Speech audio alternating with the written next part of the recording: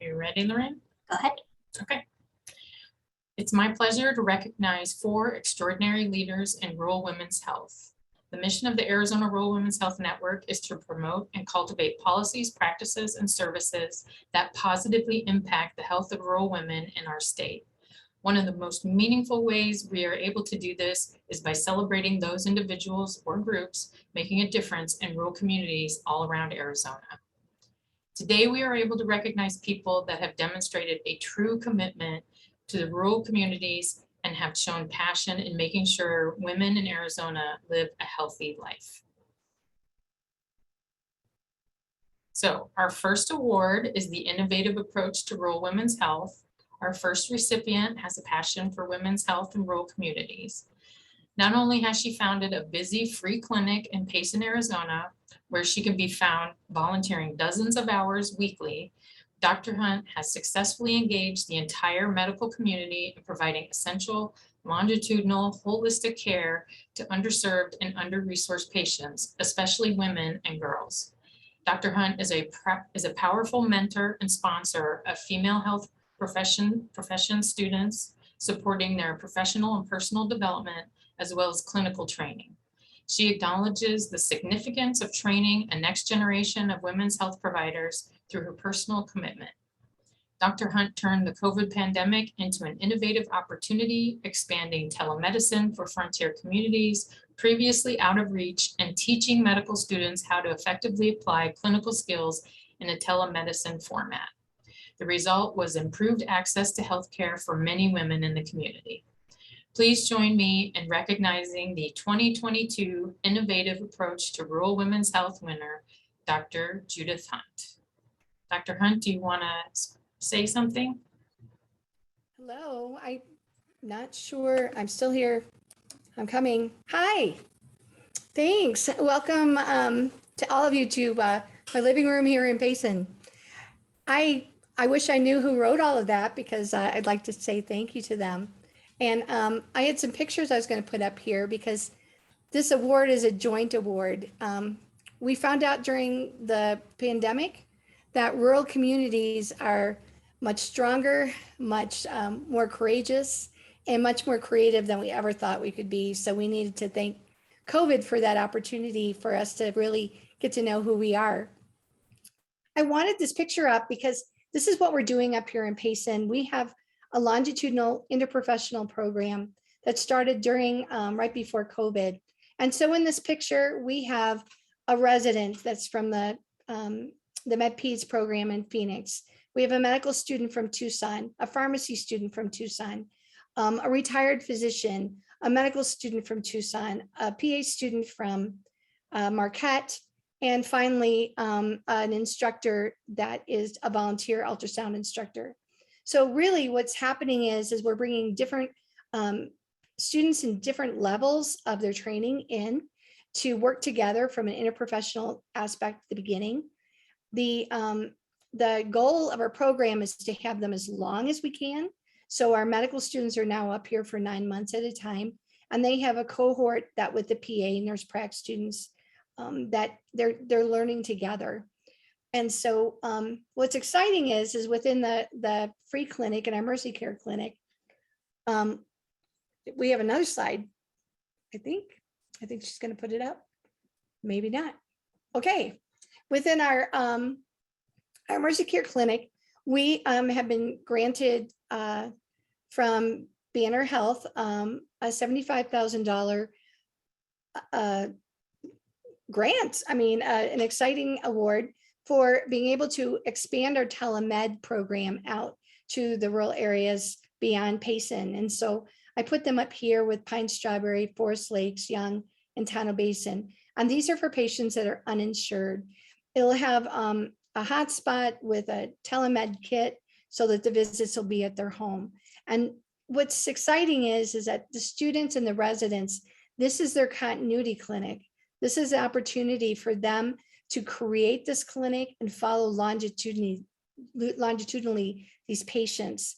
And with the hope that having that greater access, especially, for women and our moms, that greater access to care, including counseling. and specialty care, that we're going to be able to see women feel better and be able to be much more prepared for the challenging lives that we all have. So thank you so much for this award. It's exciting. Please come visit Payson. We love to show off what's happening. And our first residency class starts in July. So awesome. Thank you so much. Oh, I've got my award. Thank you. There we go.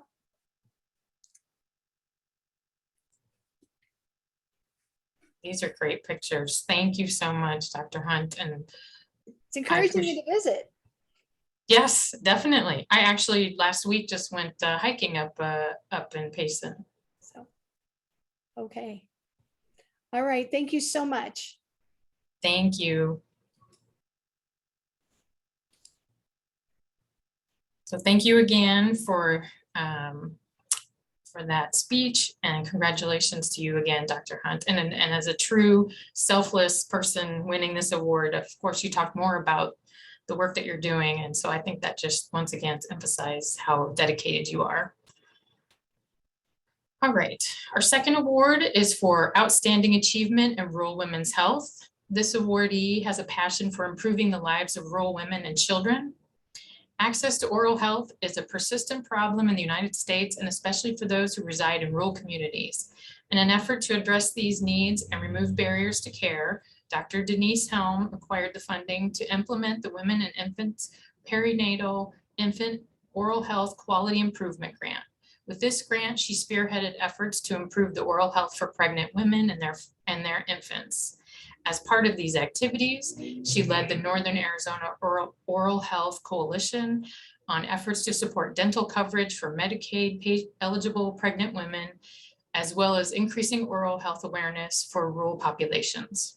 Currently, Dr. Helm is overseeing the expansion of American Indian initiatives in the College of Health and Human Services at NAU, as well as working in the provost office.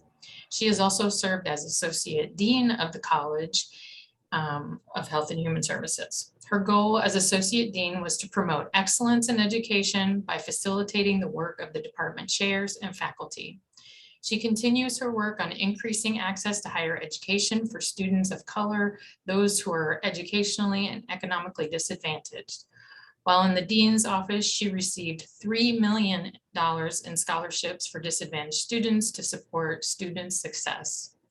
She also received grant funding to increase the diversity of the faculty and staff. Her research interests center on increasing access to healthcare for underserved populations by using post-secondary education as a mechanism to increase the number of healthcare providers who serve underserved populations. She is passionate about promoting environments that embrace diversity in an attempt to address access to healthcare and educational issues. During her tenure, Dr. Helm was chair of the Department of Dental Hygiene, where she developed collaborations with donors, Indian Health Services, and tribal clinics to develop initiatives to recruit and retain Native American students, as well as expose non-Native students to Indigenous people. She also acquired funds and oversaw the renovation of the 18-chair outpatient dental hygiene clinic. Please join me in recognizing the 2022 Outstanding Achievement in Rural Women's Health winner, Dr. Denise Helm. Dr. Helm, did you want to say something? Sure. Well, obviously, I want to say thank you very much. I'm honored for this award, for being recognized. I think that Dr. Hunt touched on what I wanted to say, that these things take a village. It's not my efforts alone that create this kind of change. And I think that we so often forget to recognize those that support those efforts. So I definitely want to recognize that there are many, many individuals that I've worked with over the years that have changed that, changed the landscape, and that I've worked with. I also wanted to say that I'm particularly honored about this award because the Waters of System Change talks about changing the mental mindset. And I strongly believe that if we change the mental mindset of women it will change their families and it'll change their families' health for generations to come. So it's a particular honor to receive this award, and I thank you very much.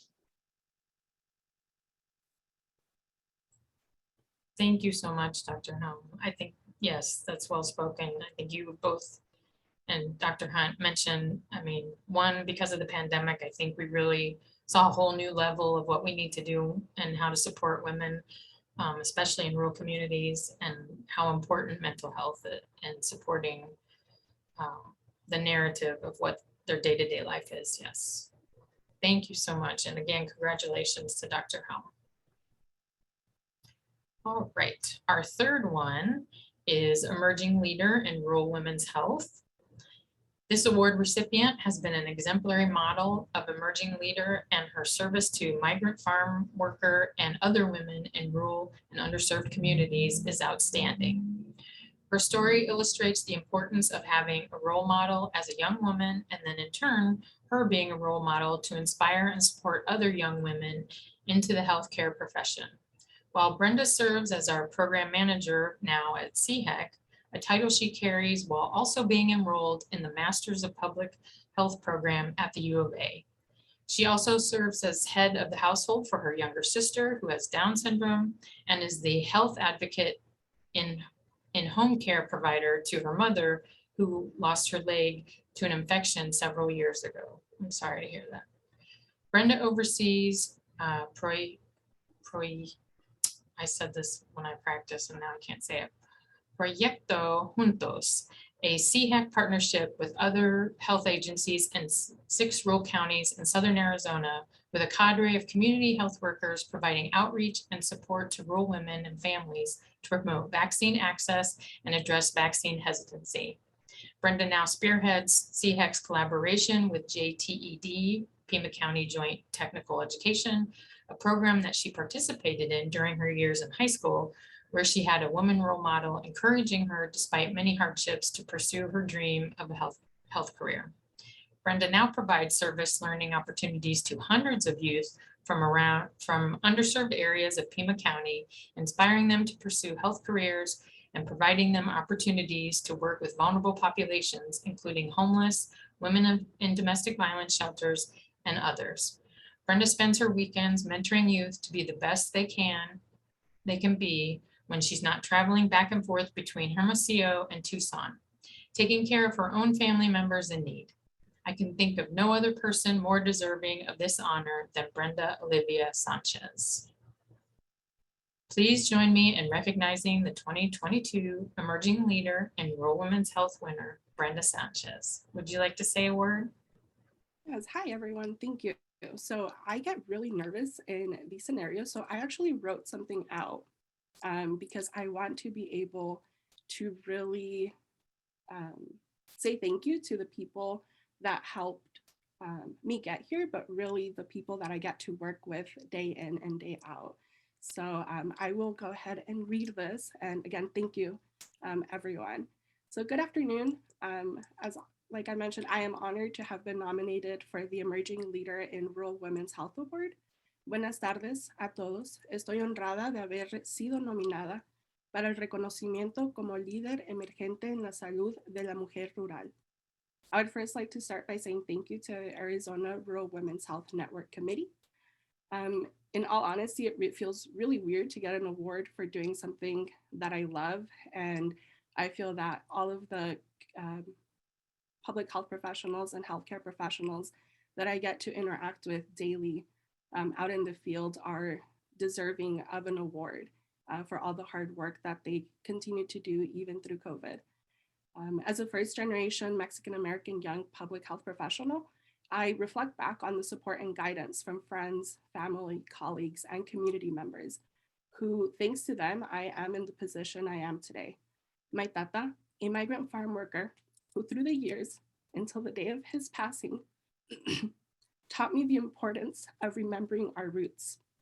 My parents, who migrated to this country to give my sister and myself a better life, while always encouraging me to learn Spanish so that one day I could serve a mi gente, my community.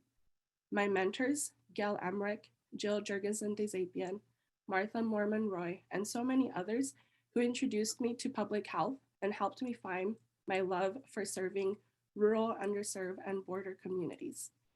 My friends and colleagues, the CHEC team who stand alongside me every step of the way when it comes to bringing needed resources to our communities.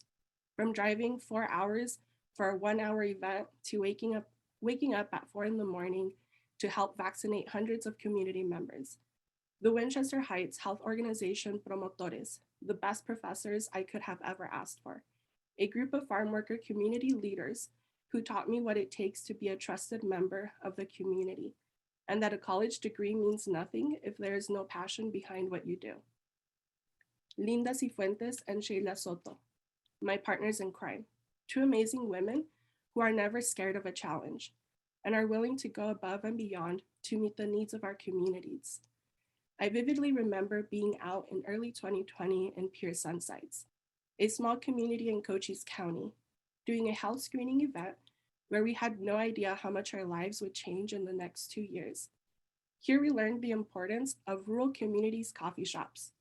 They don't only have the best coffee, but they have the best knowledge of their community members. If you all haven't already tried Talking Irons Coffee Saloon, I highly recommend you take that trip. During this event, I remember we had a handout on COVID-19 before we even had the first confirmed case of COVID here in the state. But why did we even have education material on COVID-19 if it wasn't a threat to our communities? Because we knew our communities were scared and had so many questions. And even though there was so much unknown, we wanted to be able to provide some relief to those worries to the best of our abilities. That's what we do as public health professionals. We are out in the community when everyone else is at home.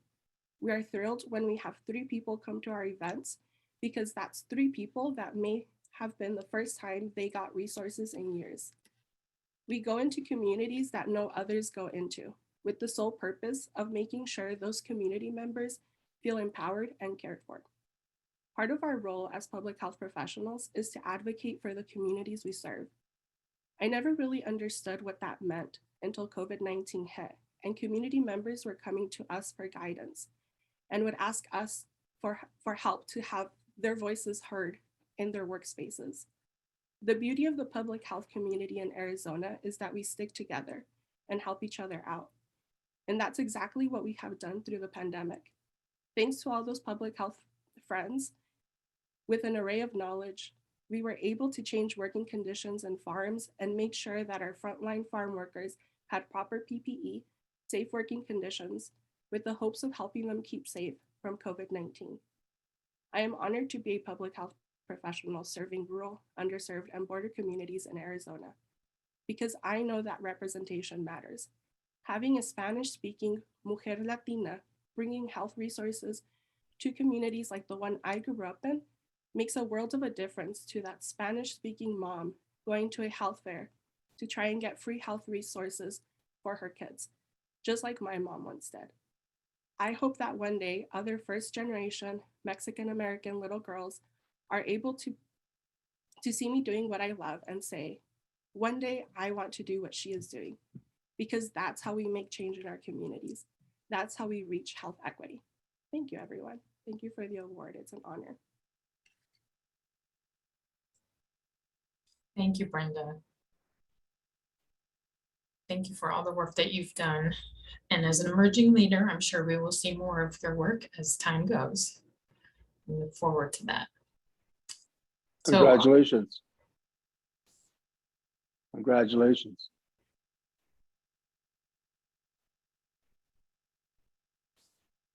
our final award is for the Rural Women's Health Practitioner of the Year. This award recipient has served women for over 30 years. Dr. Charlotte Richards is an OBGYN provider who provides medical care to women in rural southern Arizona and the city of San Luis. Dr. Richards has been practicing for over 30 years and has been with San Luis Walk-In Clinic for almost 10 years. During the last year, Dr. Richards cared for over 2,000 obstetrical patients and treated over 300 of them for COVID-19. During the pandemic, Dr. Richards extended her hours of operation and dedicated every day to screening and treating women for COVID-19. Dr. Richards updated the OB clinic protocols to include COVID-19 testing during the first trimester and third trimester. COVID-19 vaccines were also added to the OBGYN protocols, and educational sessions were coordinated by Dr. Richards for the rest of the OBGYN providers. She not only treated 300 women for COVID, but also kept over 90% of them from reaching the hospital and had 0 deaths. Dr. Richards quickly developed a treatment protocol for pregnant women who were diagnosed with COVID. Due to the treatment protocol she developed and quickly she coordinated treatments for patients, and how quickly she coordinated treatments for patients, she has been seen by many as the contact for providers in the community for feedback and education on how to treat patients with COVID-19. Dr. Richards also reached out to 2 local pharmacies, shared her treatment protocols, and advocated for uninsured patients to receive reduced rates for some of the treatment medications that were out of their reach.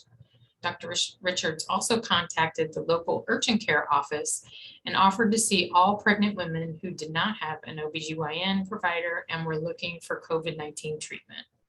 San Luis Clinic is very proud to have such a dedicated medical provider on board and just who we need during the COVID-19 pandemic.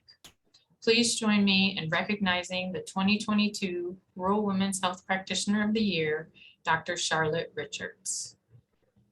Dr. Richards, would you like to say a few words?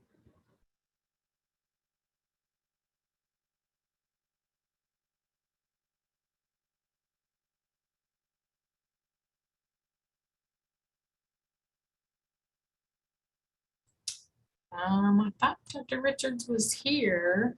Dr. Richards, you're muted right now. Sorry, Okay, but we can see you.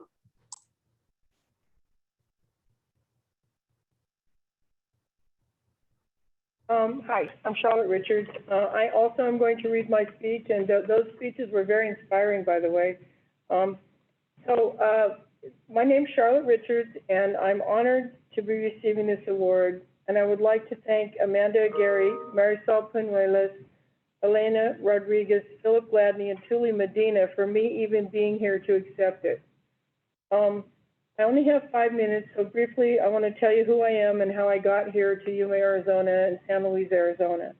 I was born in Luke Air Force Base and was raised in Yuma. I went to Yuma High School, University of Arizona for 8 years, emerging with an MD in 1981. I did a residency in OBGYN at Temple University in Philadelphia, and I did a fellowship at the great hospital, Mount Sinai and Fifth Avenue in Manhattan in reproductive endocrinology. Then I went on faculty at Harvard Medical School, and I stayed there for several years and then went into private practice. And I came back to Arizona 10 years ago to help care for my ailing parents. And just a little bit of my background, when I went to my interview at the University of Arizona College of Medicine, I told them that I was going to be practicing medicine on the border and taking care of people that essentially were in the farm worker background and doing primary care. And I like to say it only took me 30 years to get back here because I've actually been practicing medicine for 41 years.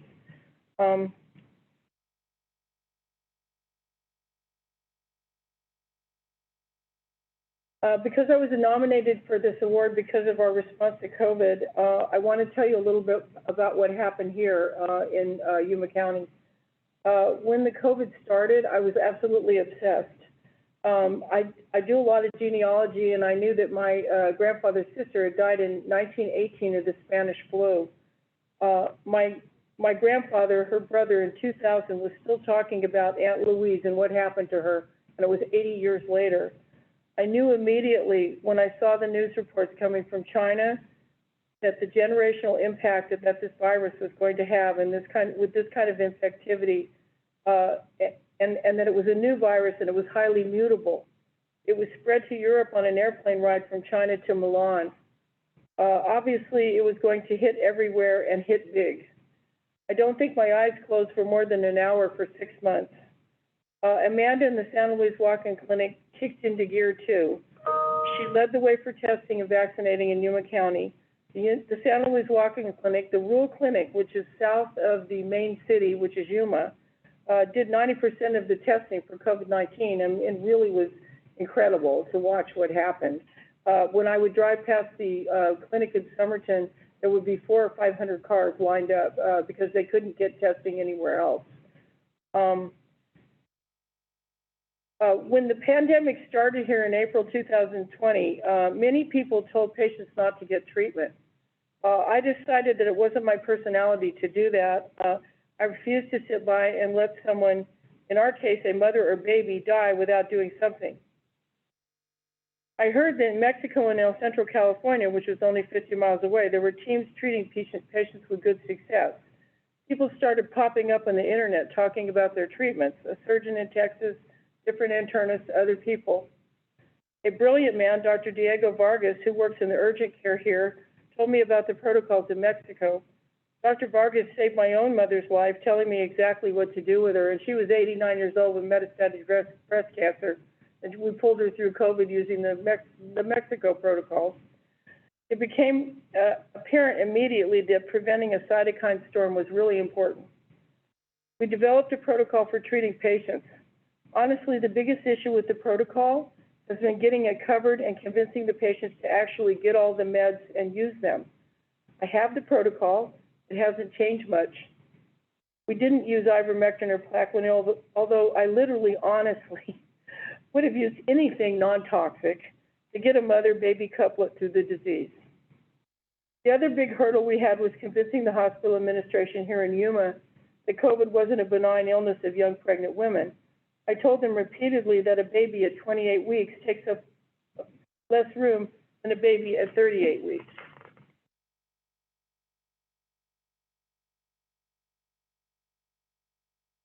There was a shocking amount of unwillingness to cooperate. I pushed through confronting misinformation and unwillingness to listen. I emailed the hospital executives about reverse isolation rooms, and they didn't want to make a hole in the wall. I bought PPE for the nursing staff at the hospital because the purchasing agent said they couldn't find it. It wasn't in their purchase contract, but I found it on Amazon. I made them uncomfortable. I got written up and hauled in front of a hospital committee for my brashness and willingness to confront them. I told them these patients can get sicker than you're willing to concede. Meanwhile, the male relatives and older relatives of my patients were dying. I started treating all kinds of people after phone consults. I put the word out on Facebook that I was willing to treat anyone as long as they talked to me. People called. I treated men, although I haven't examined a male patient in 40 years. We implemented COVID precautions in the office, spraying the rooms out between patients, spraying the waiting room once an hour, spraying the bathrooms, and doing virtual visits, which thank goodness the insurance decided to help us with. But of course, we would have done them without getting paid because we were trying to save people's lives. We contacted all our pregnant patients and started contact tracing to try and keep them as safe as possible. We encouraged them to stay out of crowds, stay home, et cetera, et cetera. So where are we now? Our observation was that the pregnant women down here on the border were getting sicker than the other pregnant women in other places. The American College of OB/GYN has confirmed that Hispanic women have the worst outcomes. We saved all the moms. Doctors and OB/GYN at the hospital are using the protocols from our office. Not one of our OB patients ended up on a ventilator. No one got transferred to Phoenix. We came very close to one patient, and a respiratory therapist named Pedro actually saved her by working with me in June 2020. I wish the babies had done as well. We've had 2 stillbirths, both of them in-term women who were relatively asymptomatic. Both women didn't want treatment, and both women had a delay in getting monitored during the time they were sick. Personally, I will take that to my grave as a huge failure and am resolved to prevent that from happening again. I regret not pushing even harder to get those women monitored in the correct setting. And I regret every single person that walked by me that said, I don't want to be treated, or I don't think I need to be treated. I feel like I should have been a lot more aggressive, and we were pretty aggressive. We are having extremely scary things going on in labor and delivery still. Dr. Brooks, who I dragged down here to Yuma with me, the other physician that I work with, other than the the original person that I came down here with 9 years ago. We now have many more providers. He does a lot of our deliveries. He's observing that the umbilical cords are smaller, lacking Wharton's jelly, and in some cases, the placenta appears to have an infarction, like a heart attack of the placenta. We're finding more velamentous cord insertions, which meaning the cords are inserted on the side of the placenta rather than the middle. So the COVID came back. Since COVID started, given the link between metabolic syndrome to identify gestational or pre-existing diabetes and treating it, Amanda and her team are working with nutritionists to start a pregnancy-related nutrition program, something that went by the wayside with the pandemic. Right now, we are hauling everyone in for PCR in order to identify who has it. We are monitoring the pregnant patients who had COVID twice weekly, starting at 32 weeks, doing biophysical exams once weekly and looking for growth deficits once a month. We're determined to get the best outcomes we can get. If anyone wants to talk to me or share their data with me, this is my email address and this is my phone number. I'm just going to show a few little PowerPoints, and that's it.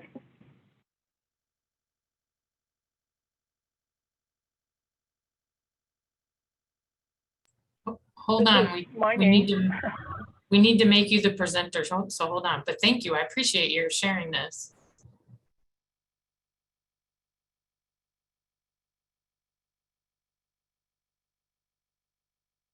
Can you see the PowerPoint? Yeah, we can see it. Okay, so that's who I am. That's my email address, work phone number. Just if you're looking for me, call the San Luis Walk-In Clinic and they'll find me. Need the second one. Down there. Okay, this is my COVID pregnancy protocol. Anybody can have it, it's right there.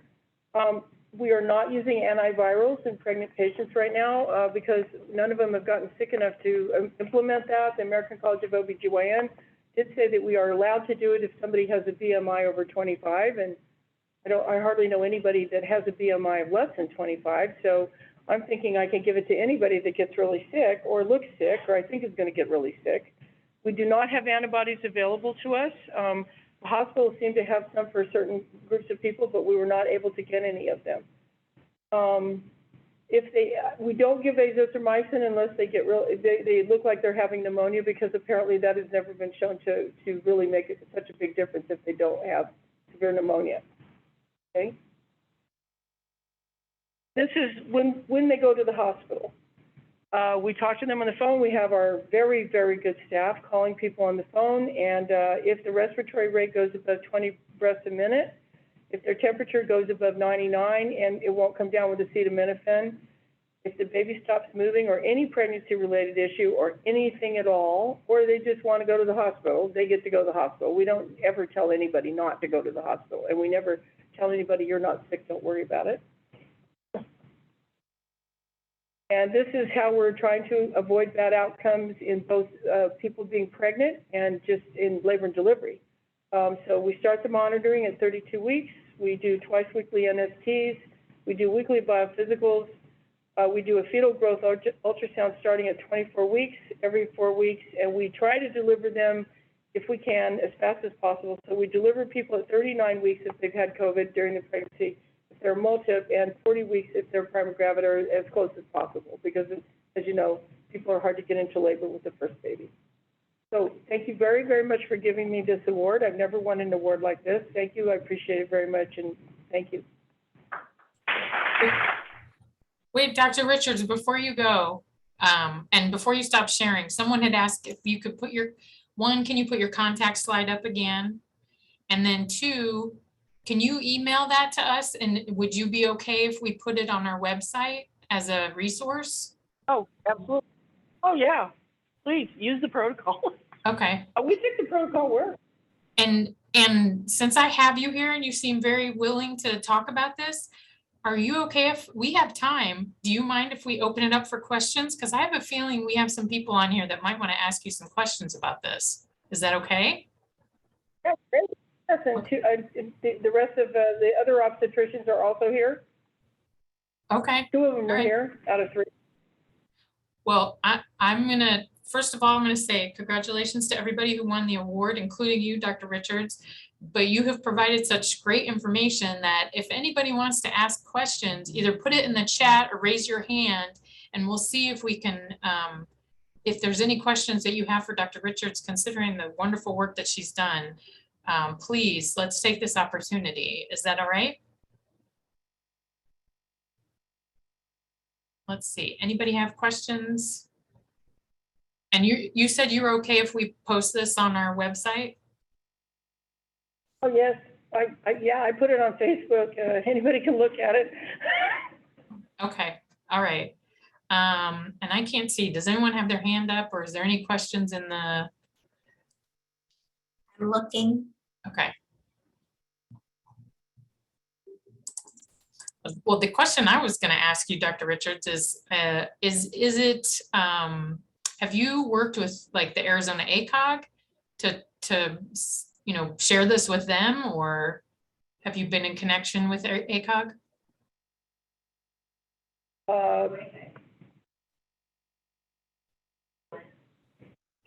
Yeah, well, yeah, well, we have, I mean, yeah, here comes the boss. I don't know all the organizations. We love Yeah. this lady, but yes, we have worked. Western Arizona aided with us, so. And we love this lady, so thank you. Thank you. We have medical students from the University of Arizona. Apparently, we're on faculty at the University of Arizona, and we haven't talked to ACOG specifically, but we've been sharing our protocol with anybody that wants it. Okay, great. Well, thank you. I don't see any questions. No, I don't see it.